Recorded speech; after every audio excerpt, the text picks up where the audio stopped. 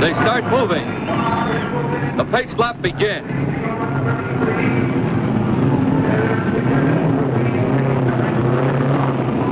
If any of the 33 cars can't be started, 2 alternates are waiting for a chance to get in.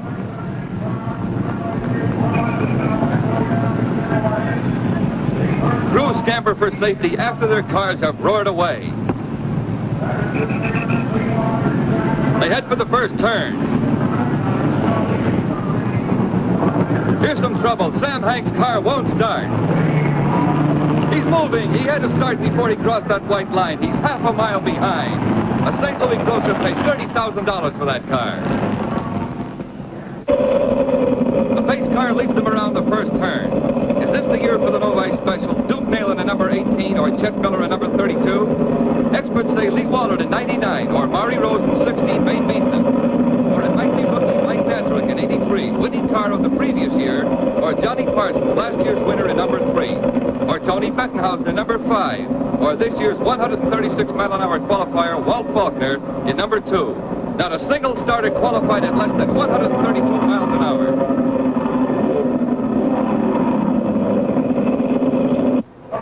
Down the long straightaway on the pace lap. And the race is on. A perfect start.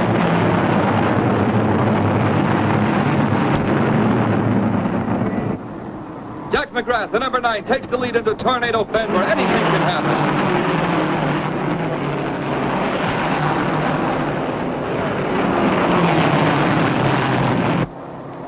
Wallard is ahead before the first lap ends, doing just over 122 miles an hour. The day's first battle for the lead is on. It's still Wallard and McGrath. The rest are jockeying for positions according to their strategy.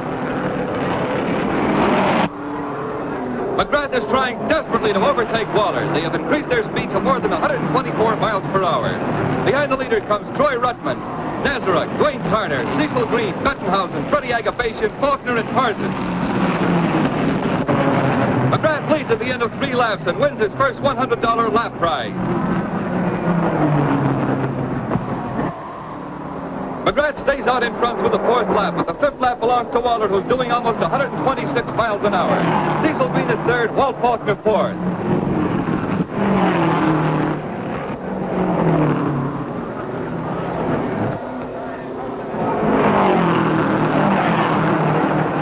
Officials keeping watch for safety see McGrath ahead on the 7th lap.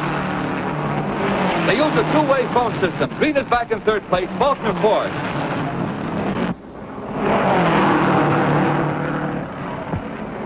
Blackboard signs tell Bettenhausen and Carter how fast they are going. It's a terrific pace. 2 months at the end of only 8 laps for Joe James. He's out of the race with a broken drive shaft. At 10 laps, it's McGrath, Wallard, Green, and Faulkner. McGrath's average speed is up to 128 miles per hour, a record. Pit stops begin early. Here comes Johnny McDowell in the great money-making car, Wilbur Shaw's Maserati. Not far behind is Mac Hellings. The pits already have been visited by Hanks, who had trouble starting, and Nalon.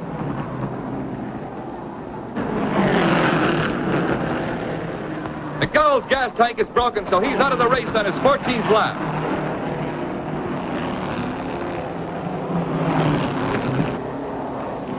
Wallard recaptures the lead on the 16th lap, with McGrath still fighting every inch of the way.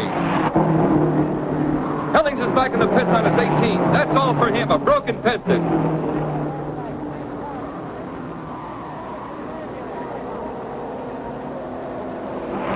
A tough moment for any driver, and off to the garage for another hopeful. Cecil Green in yellow number 4 is trying to fight his way up past McGrath. It's lap 21. Green is giving Wallard his second battle, a 1/5 of a second behind. Green refuses to wait for the brakes and presses ahead, fast like a rabbit. Like a rabbit, hey, there's one, running the wrong way. Here comes Nalon for another pit stop. He rolls past his crew, wasting valuable time. Meanwhile, 3 more cars have failed under the great pressure, leaving 27 in the race. At 30 laps, Wallard sets another record with an average speed of 130.5 miles per hour.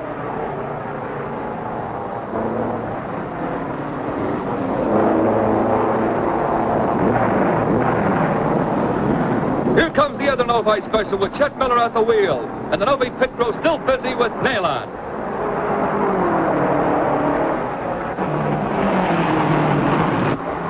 But Nail-On gets back in the race, now running several laps behind the leaders.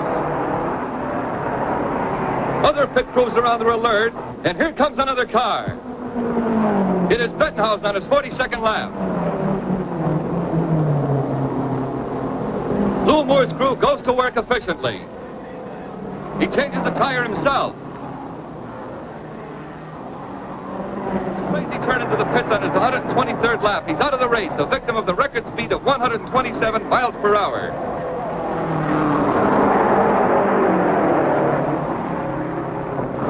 The ever alert 3A official sees something. Rose is skidding. The first car to flip. But Rose, covered with mud, walks away.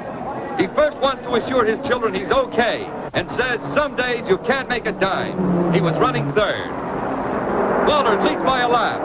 At 345 miles, Wallard is averaging 125 miles per hour. Parsons was doing 124 when the 1950 race was rained out at that distance.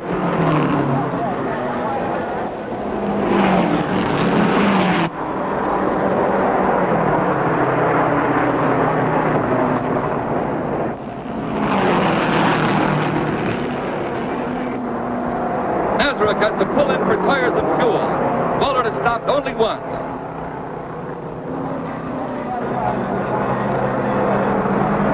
Nazareth takes advantage of all of the 1 minute and 44 seconds he is in to make himself fit for the fight to finish with Wallard.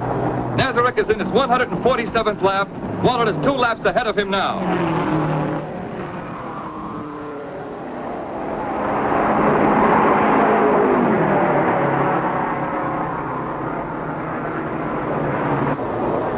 Nail-On is stalled out of the race on his 152nd lap. He is sure of 10th place, though, because only 9 others are still running. Another one is after Wallard. Linden in number 57. Linden passes Wallard. He's gaining a lap in the field. While Wallard and Linden battle, Bettenhausen spins.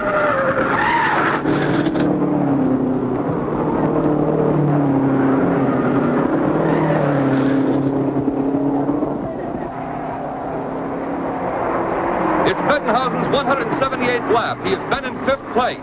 Now he is assured of 9th place money because only 8 cars are left to finish the race. The pace has been too much for 25 starters. At 180 laps, 450 miles, Wallard is pressing his little car without mercy to keep his 2-lap lead. Nazareth is next. The other 6 in the race are Ball, Aiulo, Banks, Linden, Forberg, and Carter. The average speed is still better than 126.5 miles per hour.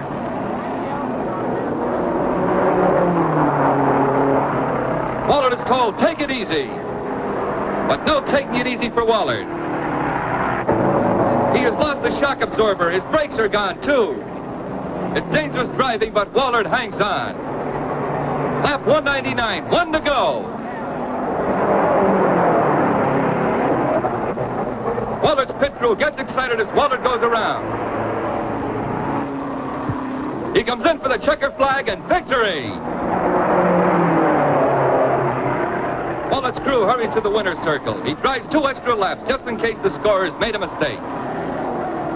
And here he comes, his motor tired, silent after the record time of 3 hours, 57 minutes, 38 and 5/100ths of a second. Wallard is the first to drive the 500 in less than 4 hours. His average speed has been a record 126.244 miles per hour. He's been trying 4 years for this. He wipes his face as he heads his brakeless car toward the winner's circle. Nazareth second and Aiulo third. Then came Linden, Banks, Ball, Forberg, and Carter. His car rolls into the winner's circle on the last of the power that sped it to victory and held it together through the grueling test. This has been the safest 500 in history. Not a single driver hurt, even though the speed was so great that a record number of 25 drivers failed to finish.